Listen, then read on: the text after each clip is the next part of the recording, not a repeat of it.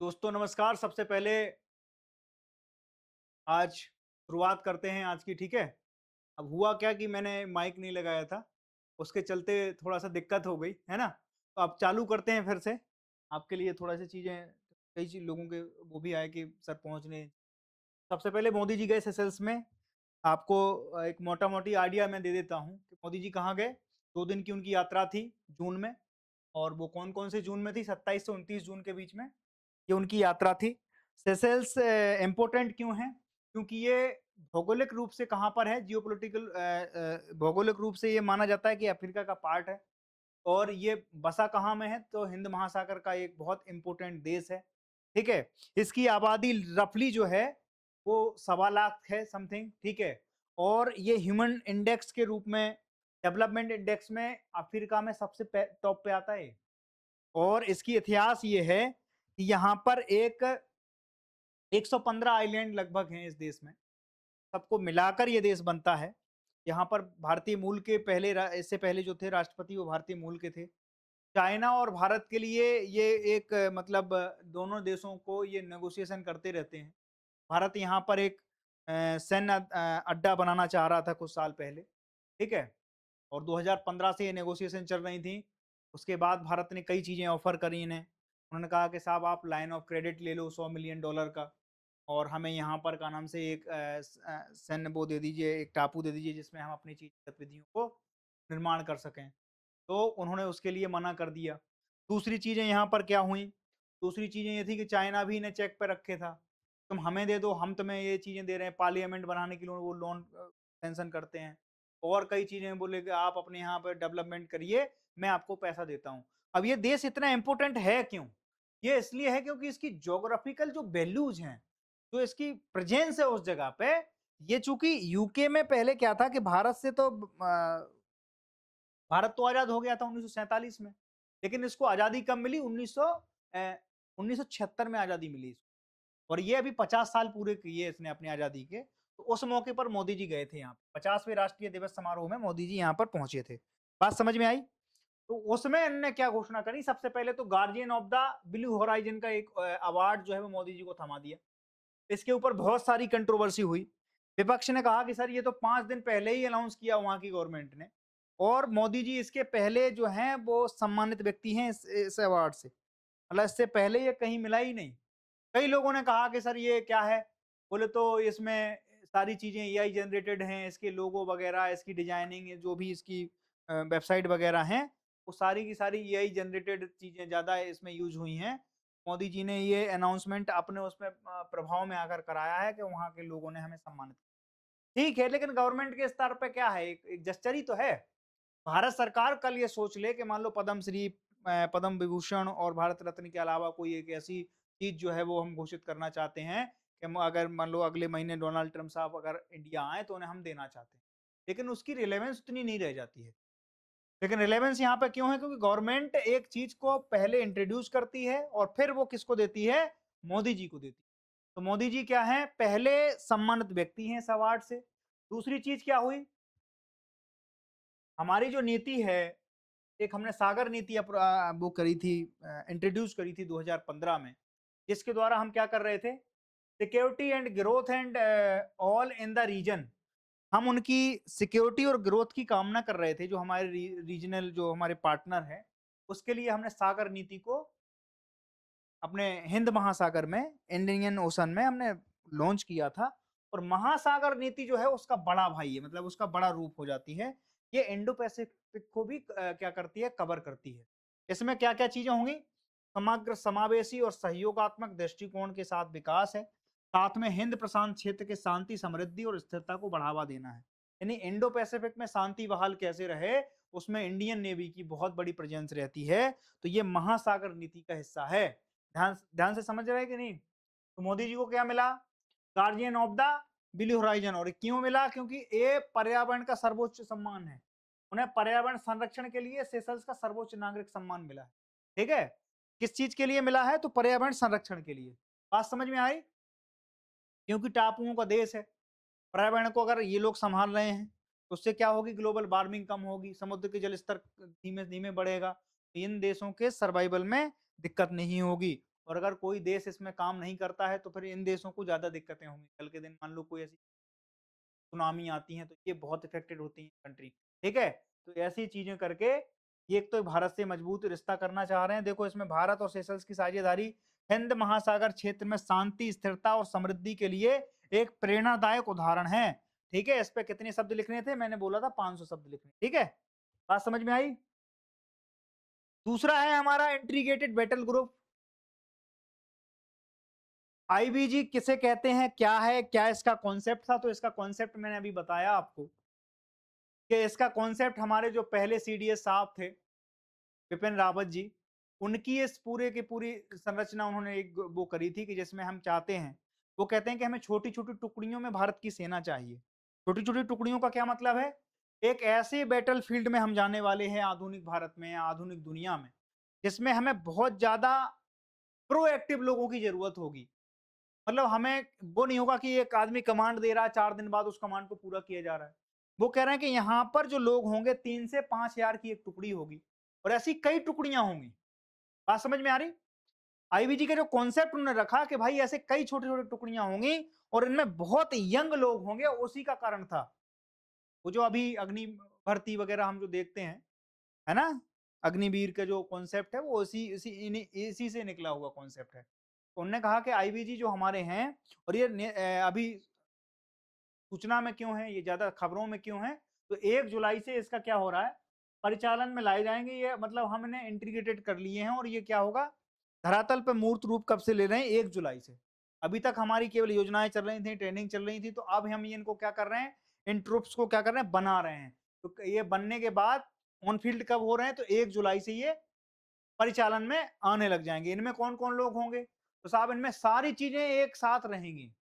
उनमें 100 मान लो कि पैदल चलने वाले लोग हैं, 100 आपको 1000 लोग ऐसे हैं जो तोप चलाने वाले हैं, बंदूकधारी लोग हैं या वहाँ पर जो सिग्नलिंग वाले होते हैं, है ना? मैस वाले होते हैं, हलवाई, रसोइये जो भी हैं, वो सारे लोग इस पूरे बैटल ग्रुप में रहेंगे और फिर क्या होगा, इससे क्या होगा तुरंत कार्रवाई में मदद मिलेगी। मान लो हम डबल फ्रंट वॉर ये क्यों हुआ था? इसकी ज़रूरत क्या पड़ी थी? ये कॉन्सेप्ट तो पुराना था, लेकिन जब गलवान हुआ, तो इन चीज़ों की बहुत ज़रूरत पड़ गई हमें। चाइना के साथ जब हमारा क्लैश हुआ और भारतीय सेना स्टैंड ऑफ पे थी, 20 से ज़्यादा जवान शहीद हुए थे हमारे। उसके बाद इसमें और तुरंत कार्रवाई और तेज़ी लाई गई और इस चीज़ को कहाँ 1 जुलाई 2026 से इस मिशन को अंजाम दे दिया गया था। बात समझ में आई? जो हम विचार बना रहे थे उसको मूर्त रूप अब अगले दिन मिलने वाला है और ये हमारे लिए बहुत ज़रूरी है। ठीक है? जब आप कोर को समझेंगे, उसके जड़ में जाएँगे, तब चीज़ें आप कर पाएँगे कि क्या है, क्या नहीं है। अगर आपको सतही ज्ञान चाहिए तो फिर अब उसके लिए हम अवेलेबल कम से कम नहीं हैं। ठीक है? डेप्थ में हम आपको बताने की स्थापना स्थापना कब हुई थी? 2013 में और कहाँ है इसका हेडक्वार्टर? तो पानागढ़ पश्चिम बंगाल में है। रणनीतिक तैनाती कहाँ पर है? तो इसकी चाइना में है। सलमान के बाद ये डिसाइड हो गया था कि हम यहाँ पे पश्चिम बंगाल में इसके हेडक्वार्टर बनाएँगे और हम किसको चेक पे रखना चाहते हैं यहाँ से? चाइना को चेक पे रखना चाहते हैं। और जैसा कि अभी ऑपरेशन सिंदूर हुआ, उसमें अगर ये ट्रुप्स तैयार हो गए होते, चलिए हमने बहुत बड़ी वो सफलता हासिल करी है और हम किसके अब ज़्यादा उनकी बात हम करते नहीं हैं पड़ोसियों की। अब क्या ही बात करने हैं उनके खुद के सेनाध्यक्ष ही कहते हैं कि भाई हम तो खटारा-टार हैं, आप लिम्बोर्गिनी हैं, मर्सिडीज़ हैं, हम वाक़ई हैं और इस चीज़ को हम कायम रखना चाहते हैं, ठीक है? तो पहली टुकड़ी हमारी कब हो रही है? पानागढ़ में शुरू होगी और ये 1 जुलाई से हमारे उसमें चालू हो जाएगी। दूसरी चीज़ क्या है? आरोग्य सेतु के बारे में हमने बताया। आरोग्य सेतु पहले भी था, कोरोना के बाद आ गया था, है ना? ये उसका दूसरा वर्ज़न है, 2.0 वर्ज़न है। इसमें हम क्या कर रहे हैं? पहले हमने उसके लिए बातचीत करी थी कि जो हमारे यहाँ अफ़ेक्टेड लोग हैं, उनकी संख्या बताई जाती थी। आस-पास कितनी डिस्टेंस मेंटेन करना है, कौन-सी गली में क्या है। वो बहुत लोगों की जान बचाई उसने, आरोग्य सेतु ने। अब दूसरा क्या है 2.0 में हमने क्या कर दिया है कि इसमें हमने सारी चीज़ें डिजिटलाइज़ कर दी हैं। आपको अगर मान लो कि शुगर की दिक्कत है, बीपी की दिक्कत है, कोई आपका इलाज चल रहा है, आपकी हिस्ट्री आपके डिजीज़ से रिलेटेड कोई हिस्ट्री ऐसी पाई जा रही है, तो वो आपके क्या है एक डॉक्यूमेंट फॉर्म में आपके यहाँ पे अवेलेबल रहेगी हर समय। उसको आपको कैरी करने की ज़रूरत नहीं है एज़ अ हार्ड कॉपी। बात समझ में आई? तो 2 चीज़ें हो गई। तो यहाँ पर क्या है, एक डिजिटल प्लेटफॉर्म हमने बनाया है जिसको क्या है, डिजिटल स्वास्थ्य सेवाओं तक आसान पहुंच हो सके। अब सोचो इससे क्या होगा, डॉक्टर को आपकी हिस्ट्री एक क्लिक पे पता है, वो उस हिसाब से आपको तुरंत आपके इलाज में मदद कर सकता है।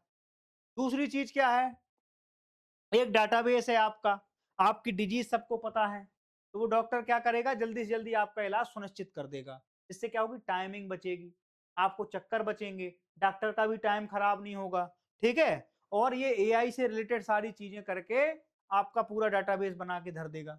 ये चार सारी चीजें, स्वास्थ्य रिकॉर्ड को सुरक्षित और एकीकृत प्रबंधन है, वो हम आपको बता ही रहे हैं।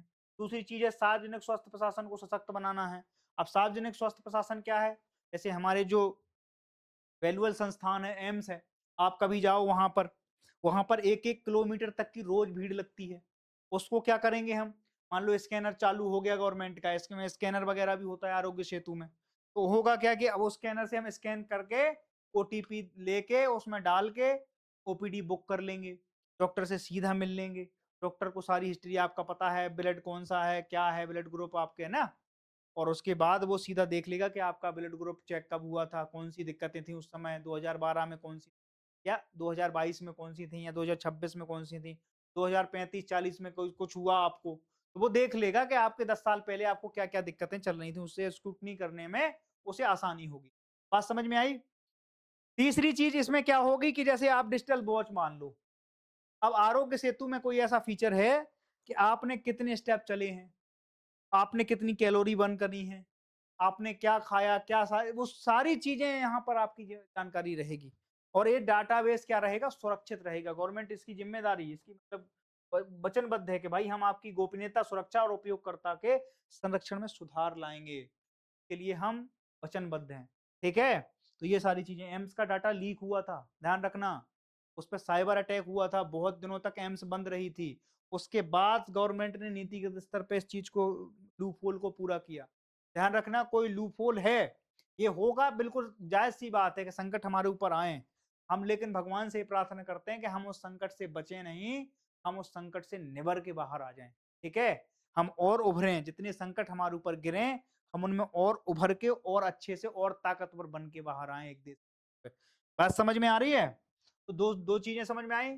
आरोग्य सेतु 2.0 19 जून 2026 को विज्ञान भवन में नई दिल्ली में इसका शुभारंभ किया। शुभारंभ किसने किया? तो जेपी नड्डा साहब ने किया।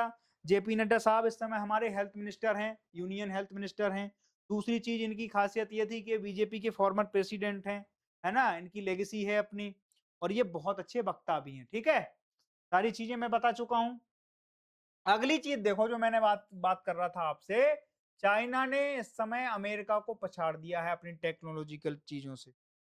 अब उन्होंने किस में पछाड़ दिया है? सुपर कंप्यूटर में। और सुपर कंप्यूटर भी वो ऐसा-वैसा नहीं है, सीपीयू बेस्ड कंप्यूटर है। इसकी खासियत क्या है? नाम क्या है? तो वो नाम यार हमें भी थोड़ा-सा याद नहीं हो पाया। लायनशाइन, ठीक है? नाम क्या रखा है? तो नाम रखा है इसका लायनशाइन। और लायनशाइन क्या चीज़ है, इसकी विशेषता है कि ये जो है पहला सीपीयू केबल सिस्टम जिसमें 2x फ्लॉप का आंकड़ा पार किया है जिसने। ध्यान रखना है, अमेरिकी कंप्यूटर भी नहीं कर पाए ये, ठीक है? तो ये इसने पार कर दिया है। और इसमें क्या है? एआई की गुणवत्ता, कृत्रिम बुद्धिमत्ता, वैज्ञानिक अनुसंधान, जलवायु मॉडलिंग में बहुत ज़्यादा मदद मिलेगी इस वाली चीज़ से, क्योंकि सीपीयू बेस्ड है। और ध्यान रखो, एआई में ये बहुत बड़ा चमत्कार करने वाला चीज़ हो चुकी है। एक बार चैट जीपीटी को बनाने में अमेरिका ने दावा किया था कि हमारे बिलियंस ऑफ डॉलर खर्च हुए हैं रिसर्च और उस एनालिसिस में। चाइना ने बोला, अच्छा, हम आपसे कम है क्या? और उसने ये 6 महीने के अंदर-अंदर चाइना ने यूएस के चैट जीपीटी को पछाड़ दिया था। ये ध्यान रखना कि चाइना इस समय बहुत बड़ा थ्रेट बना हुआ है। इसको यूएस की टेक्नोलॉजिकल मार्केट को, यूएस टेक कंपनियां पूरी भर के गई थी अभी डोनाल्ड ट्रंप के साथ, किससे मिलने? शी जिनपिंग साहब से मिलने। और उनकी डिमांड क्या थी कि मुझे ना रेयर अर्थ मिनरल चाहिए।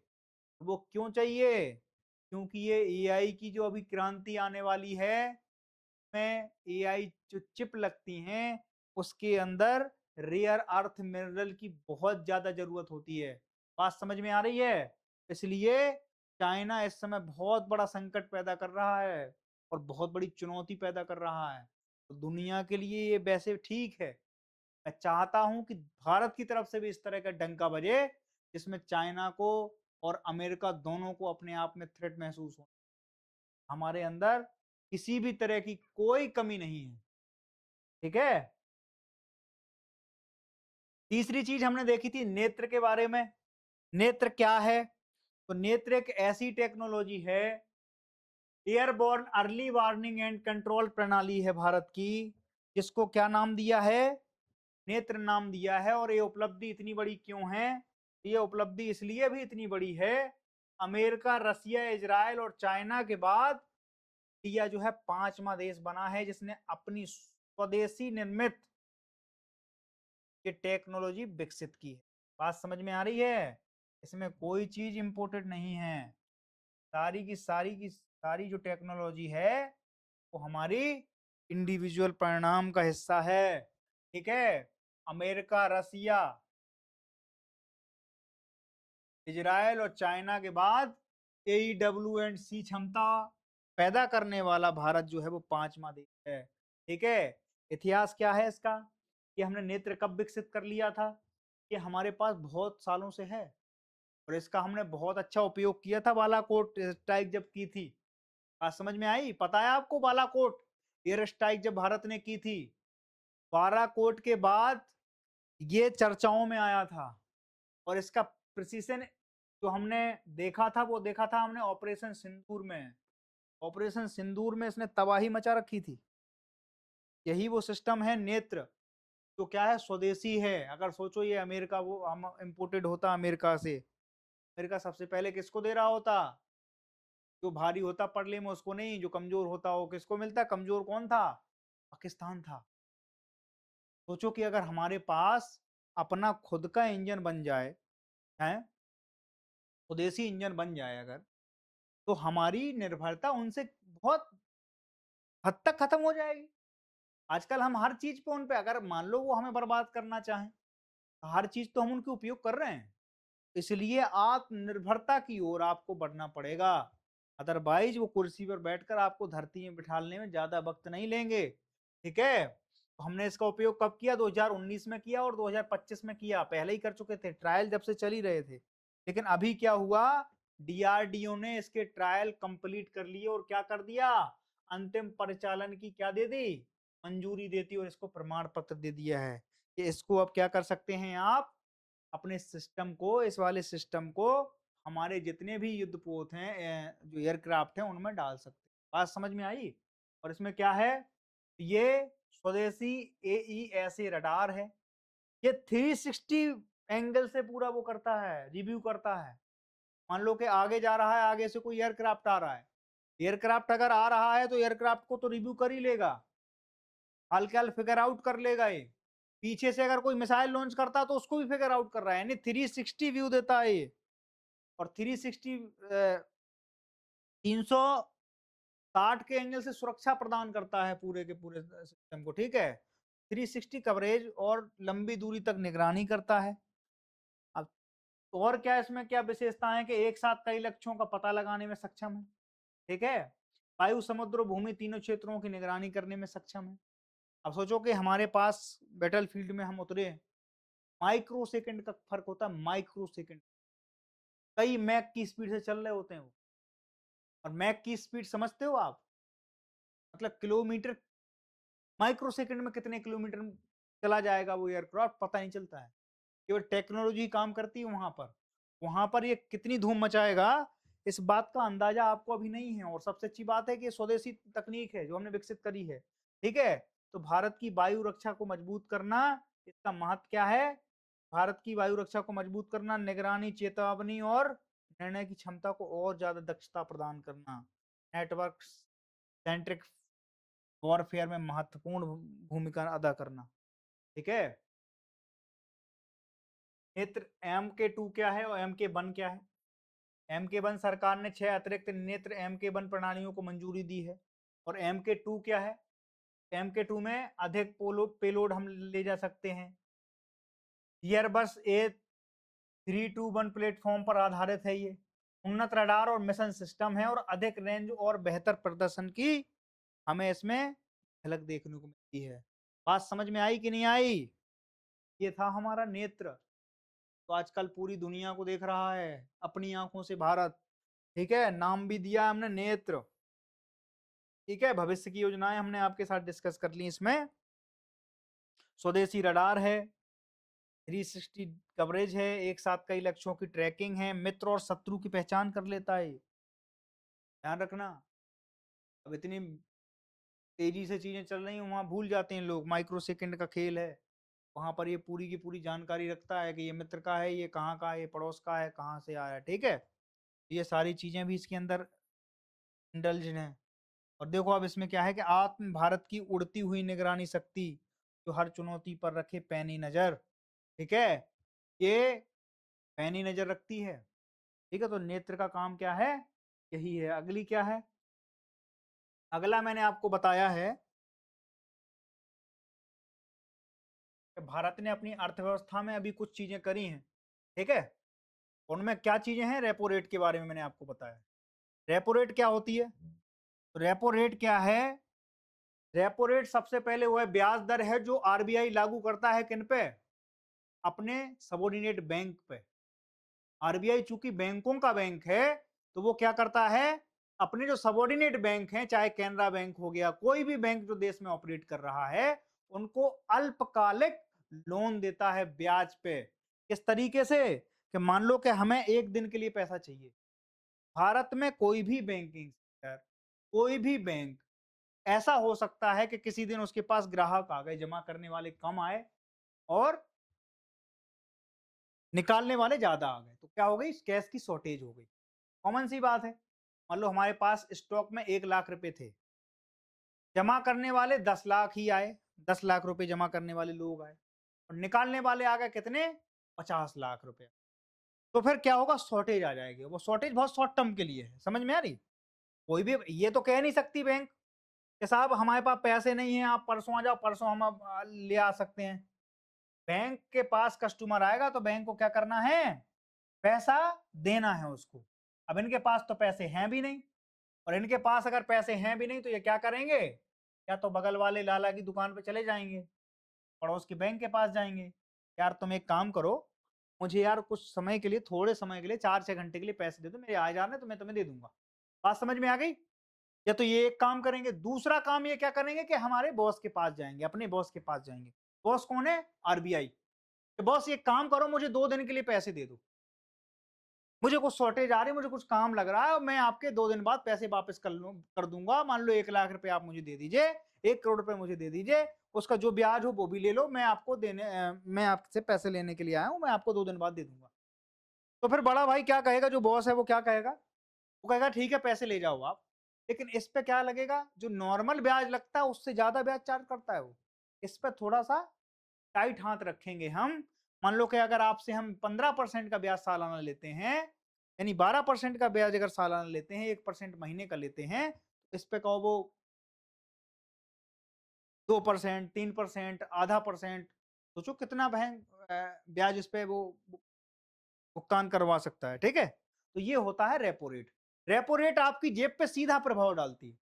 अगर रेपो रेट बढ़ा दिया आरबीआई ने, तो इसका क्या मतलब है? वहां से ब्याज उसको मिला, अधिक ब्याज पे पैसा मिला, अधिक ब्याज पे पैसा मिला तो वो फिर आपको भी अधिक ब्याज पे देगा, यानी कि होम लोन के प्राइस बढ़ जाएंगे, ब्याज दर बढ़ जाएगी, पर्सनल लोन की जो है ब्याज दर बढ़ जाएगी। तो जितना भी इंटरेस्ट है उसमें क्या हो जाएगा? इंक्रीजमेंट हो जाएगा। और इंक्रीजमेंट होने से क्या होगा कि अगर चीजें इंक्रीज होती हैं तो फिर क्या बढ़ेगी? इन्फ्लेशन बढ़ती है। और इन्फ्लेशन अगर बढ़ गई, इन्फ्लेशन का मतलब क्या होता है? मैंने इन्फ्लेशन के बारे में आपको बता देता हूँ, एक ज्यादातर मतलब विस्तार से तो नहीं बताऊंगा क्योंकि इकोनॉमिक्स का मैं अभी कोई ऐसा टॉपिक नहीं ले रहा हूँ, लेकिन मैं एक मोटा मोटी बता देता हूँ आपको। इन्फ्लेशन का मतलब है कि मान लो आज कोई चीज 10 रुपए की है, इन्फ्लेशन बढ़ गई तो वो चीज कितने की हो गई? 12 रुपए की हो गई, यानी 2 रुपए महंगाई बढ़ गई, ठीक है। उसी को क्या कहते हैं? इन्फ्लेशन की, मुद्रास्फीति, ठीक है। अगर इन्फ्लेशन बढ़ गई तो इन्फ्लेशन बढ़ने से क्या होता है? महंगाई बढ़ जाती है। महंगाई बढ़ने से क्या है, हमारी सारी वस्तुओं की प्राइस जो है वो हाई हो जाते हैं। अब जैसे पार्ले जी, इन्फ्लेशन 2 तरह से होती है। एक तो वो है कि भाई हमने कोई वस्तु खरीदी, आज वो चीज़ ₹10 की थी, हमने ₹12 की खरीद ली। दूसरी चीज़ क्या हो रही उसमें कि हमें पार्ले जी हमने बहुत पहले खरीदा था। खरीदा था, आपने एक केस स्टडी देखी होगी। पार्ले जी में एक मोटी लड़की जो है उसके चित्र पे बनी रहती है और वो क्या करती है कि उसमें पार्ले जी के जो बिस्किट थे, हमने भी बचपन में बहुत खाए हैं, तो वो ₹2 में 10 बिस्किट आते थे। आज क्या है वो ₹5 में वही के वही, या तो वो ₹5 में 10 बिस्किट कर दें, नहीं तो ₹2 में वही बिस्किट क्या कर दें, वो 5 कर दें। यानी कि हम क्वांटिटी उसकी क्या कर दें, घटा दें या फिर उसके प्राइस हाई कर दें। 2 तरीके से इन्फ्लेशन काम करती है। बात समझ में आ गई? तो ये इन्फ्लेशन का वो हो गया, रेपो रेट अपन को समझ में आ गया। ठीक है? तो इससे क्या होगा, रेपो रेट को क्या कर दिया आरबीआई ने, अस्थिर कर दिया। कितने पे कर दिया? 5.25 पे। तो मुद्रास्फीति इससे क्या होगी, नियंत्रण रहेगी। विकास को समर्थन देने की प्राथमिकता है गवर्नमेंट की। अगर इन्फ्लेशन बढ़ गई तो विकास क्या हो जाएगा? विकास अंधेरे में चला जाएगा। अंधेरे में अगर विकास चला गया तो फिर टॉर्च मार के उसको देखना पड़ेगा कि किस जा रहा है विकास। बात समझ में आई? तो गवर्नमेंट का मानना है कि नहीं, ऐसी स्थिति पैदा नहीं होगी, विकास को हम उजेले में ही रखेंगे। वैश्विक अनिश्चितताओं के बीच सतर्क दृष्टिकोण को भी जारी रखा है गवर्नमेंट ने इससे। आज के समय जो दुनिया के हालात चल रहे हैं, उसको दृष्टिकोण में रखते हुए ये सारे के सारे निर्णय लिए जा रहे हैं। बहुत ज्यादा फ्लेक्सिबिलिटी है, अस्थिरता बढ़ चुकी है धरती पे और उन सब से निपटने के लिए हमें अपने उसमें एक रिजर्व कोटा रखना पड़ेगा। इसलिए इन्फ्लेशन अगर नहीं बढ़ाएंगे तो ये सारी चीजें हमारी कंट्रोल में रहेंगी। बात समझ में आ गई? वित्तीय स्थिरता बनाए रखने पर भी जोर है गवर्नमेंट का। आवश्यकता पड़ने पर आगे भी नीतिगत बड़े बदलाव किए जाएंगे, आरबीआई ने चेतावनी दे दी है।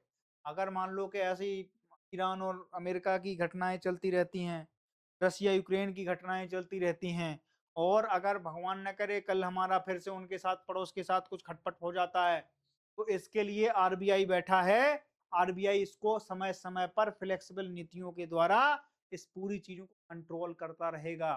ठीक है? क्रूड ऑयल के प्राइसेस दिनों दिन बढ़ते जा रहे हैं, सोना दिनों दिन घटता जा रहा है, डॉलर मजबूत हो रहा है और इन सब चीजों का असर आपकी जेब पर पड़ता है। दुनिया क्या है, एक ग्लोब है और एक दूसरे से इंटरकनेक्टेड है। तो दुनिया के किसी भी भाग पर कोई भी दिक्कत आएगी, उसका फायदा या नुकसान आपको सीधे होता है। ठीक है?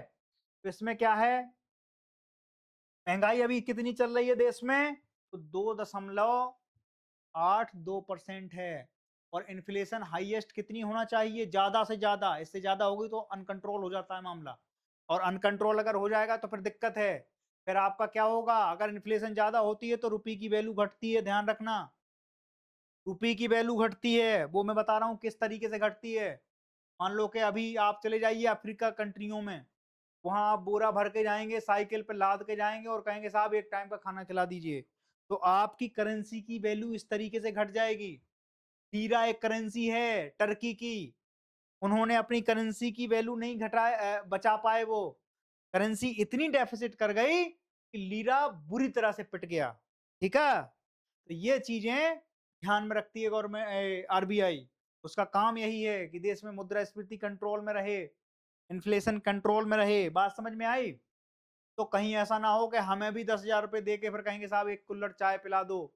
अगर हद से ज्यादा अनकंट्रोल हो गई मुद्रास्फीति, कितनी 4 से ऊपर पहुंच गई, तो फिर वो सारी चीजें उसको खींच के लाना बड़ा मुश्किल हो जाता है। ध्यान रखना, विदेशी मुद्रा भंडार हमारा बढ़ रहा है। कितना हो चुका है? तो $645 बिलियन हमारे पास फॉरेक्स रिजर्व है इस समय और ये चीज बहुत अच्छी होती है। बात समझ में आई? दूसरी चीज क्या है कि निर्यात में प्रदर्शन हमारा ठीक हो रहा है। हम जो एक्सपोर्ट कर रहे हैं वो कितना परसेंट है हमारी टोटल इकोनॉमी का? 7.2% है। ठीक है? पर और रोजगार में यहाँ पे गवर्नमेंट कह रही कि वृद्धि कितनी हुई इस साल? 7.1% हुई है। इसके आंकड़े अलग तरीके से बनाए जाते हैं, वो मैं उस पर ज्यादा जाना नहीं चाहता हूँ, मैं उन चीजों पे करूंगा। बस थोड़ा सा मुझे इस पे संशय लग रहा है, लेकिन अगर क्योंकि ऑथेंटिक आंकड़े हमारे पास हैं, तो मैं ज्यादा कोई क्वेश्चन करूंगा नहीं, आपके विवेक पे छोड़ देता हूँ। ठीक है? हरित अर्थव्यवस्था, रिन्यूएबल एनर्जी के मामले में हम बहुत अच्छा काम कर रहे हैं। हमने अभी 225 गीगावाट को पार कर दिया है।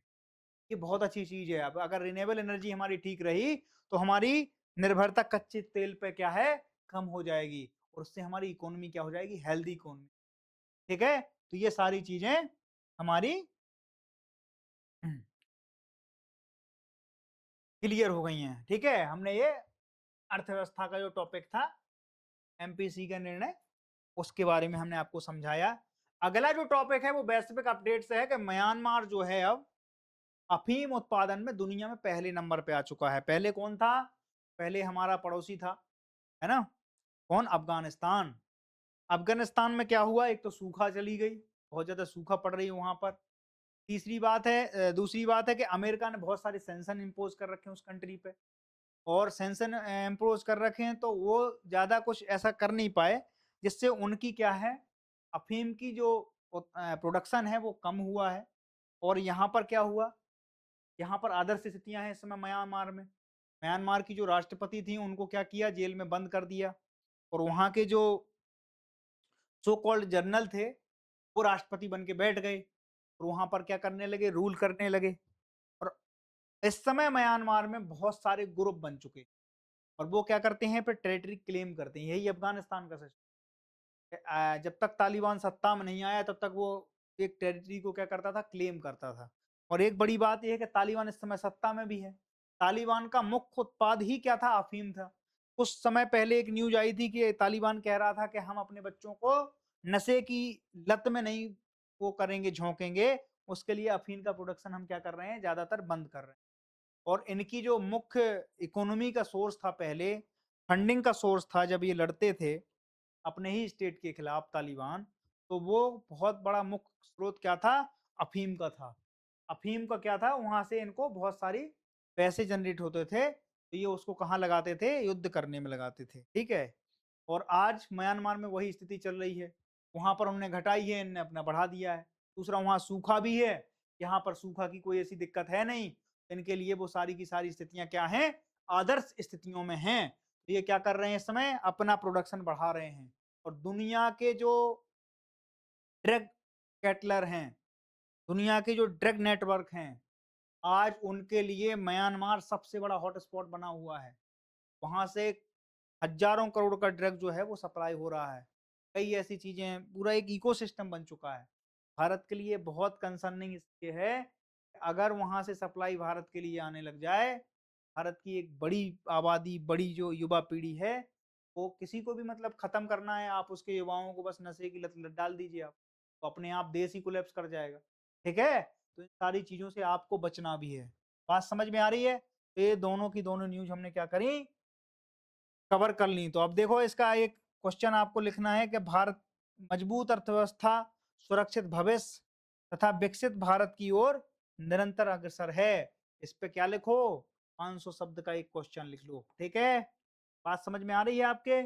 अगला देखो आप, अगली चीज क्या हो रही है इसमें, कि अब इनके क्वेश्चन है जो मैं आपके सामने रख रहा हूं। ठीक है, क्वेश्चन क्या है?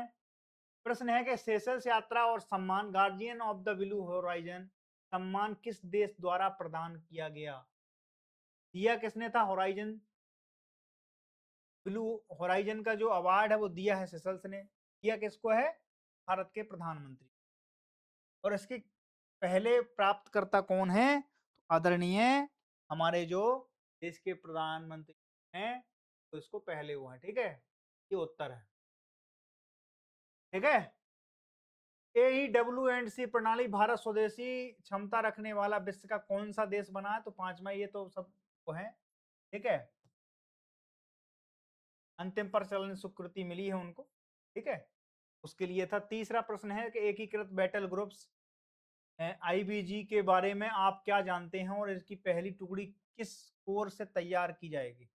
IBG का मैंने बताया कि छोटी छोटी टुकड़ियों में बड़ी बड़ी जो है पूरी सेनाओं को वो डिवाइड करके, और उनको सेल्फ मतलब एक चीज जो हम बताना चाह रहे थे, को निर्णय लेने की भी क्षमता उनको दी गई है। ठीक है, तो इनकी पहली टुकड़ी सीमा के लिए 2013 में स्थापित